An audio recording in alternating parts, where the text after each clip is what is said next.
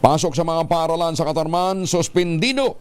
Kasi meron ho silang installation ng bagong obispo. Yan po ang balita mula kay Jane Galit Bantayan, RH34 Jane, may butag.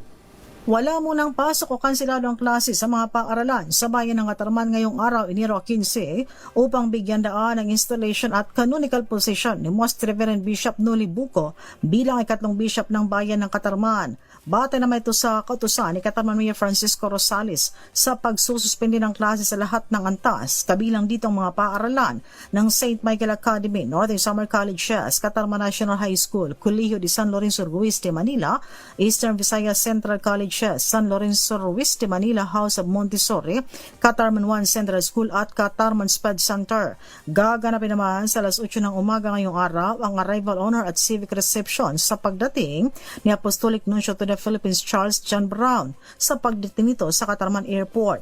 Sa hapon na gaganapin ang installation kay Bishop Bucco at kahapon pa isinara na ang kalsada sa Katarman Diocese bilang paghahanda sa malaking aktibidad. Darating ngayong araw ang mga bispo, pari at mga religious leader mula sa Luzon at sa iba pang lugar ng Eastern Visayas. Mula sa Aksyon Radyo Katarman sa lalawigan ng Northern Samar, RH34 Jane Galit Bantayan, una sa Pilipinas, una sa Pilipino. Salamat Jane.